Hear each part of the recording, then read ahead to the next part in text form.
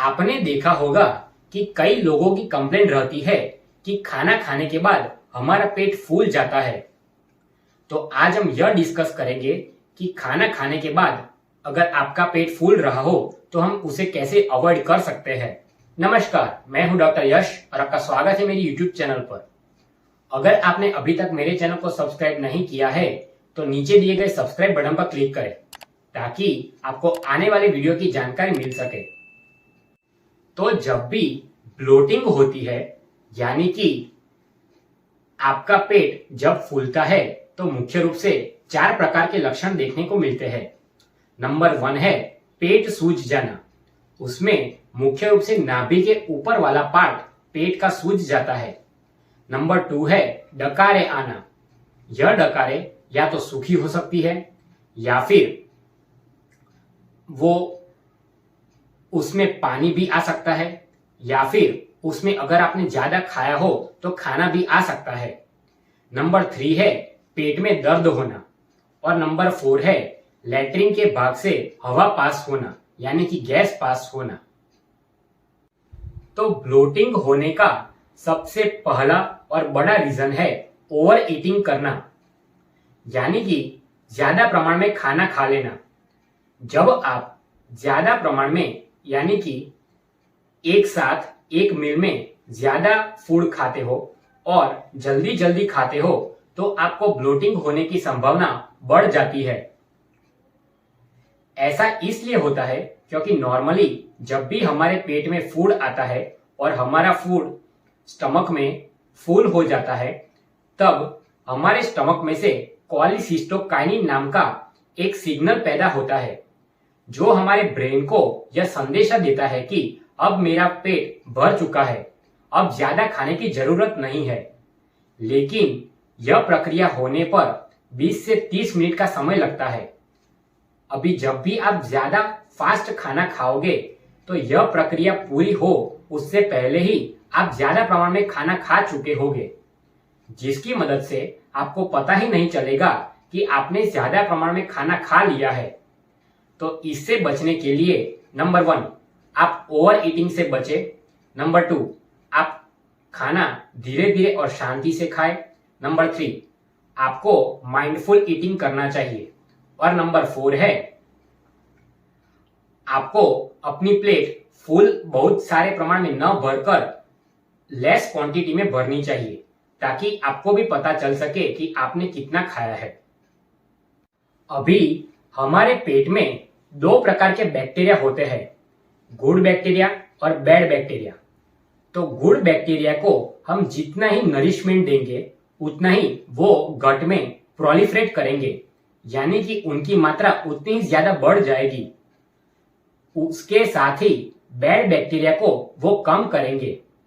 इसका मतलब यह है कि हमें ऐसा फूड खाना चाहिए जो गुड बैक्टीरिया को नरिशमेंट दे।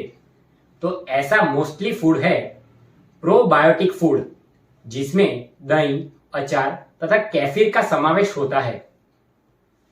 यह फूड खाने से गुड बैक्टीरिया का प्रमाण बहुत ही ज्यादा बढ़ जाएगा जिससे बैड बैक्टीरिया कम होने पर गैस का प्रमाण कम होगा और उससे ब्लोटिंग भी कम होगी और आप ब्लोटिंग से बच पाओगे।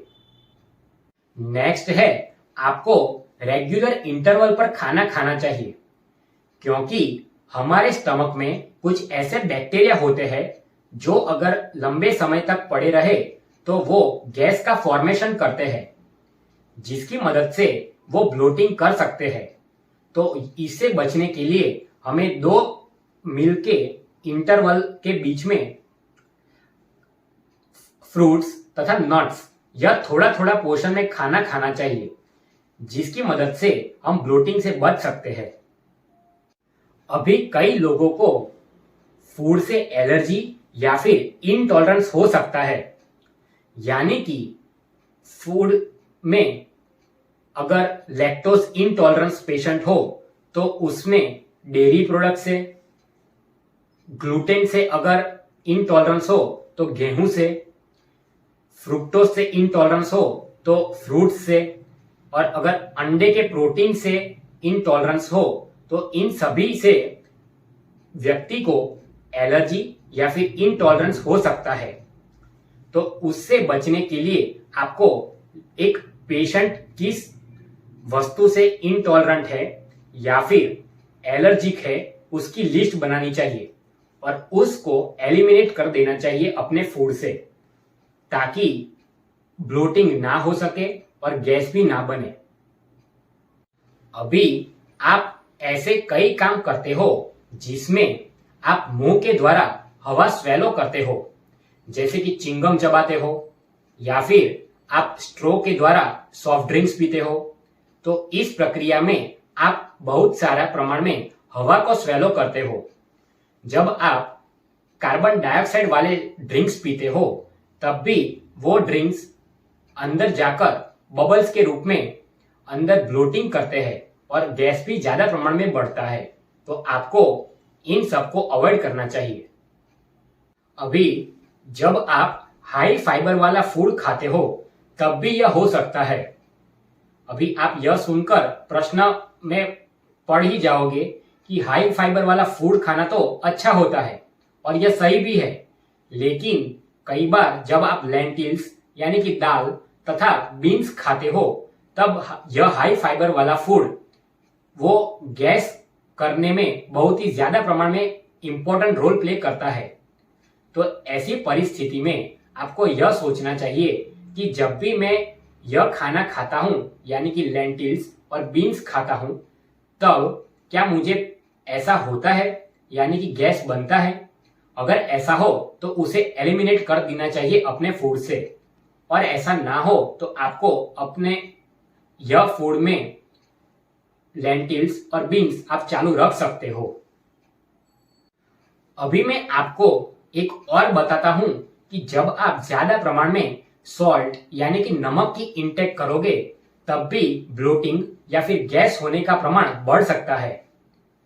मैं इस टाइम हाइपरटेंशन की बात नहीं करूंगा, लेकिन ऐसा देखा गया है कि जब भी आप ज्यादा प्रमाण में सॉल्ट खाते हो तो वाटर रिटेंशन हमारी बॉडी में ज्यादा प्रमाण में होता है, जिसकी मदद से हमारा पेट फूल जाता है और उससे ब्लोटिंग होती है यानी कि गैस भी बनता है।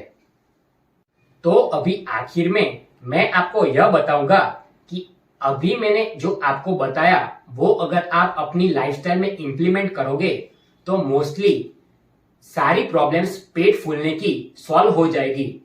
लेकिन अगर उसको इंप्लीमेंट करने पर भी थोड़े टाइम इंप्लीमेंट करो और उसके बाद भी अगर वो सॉल्व ना हो तो आपको डॉक्टर के पास जाना चाहिए और उनको कंसल्ट करके ही सारी मेडिसिन लेनी चाहिए।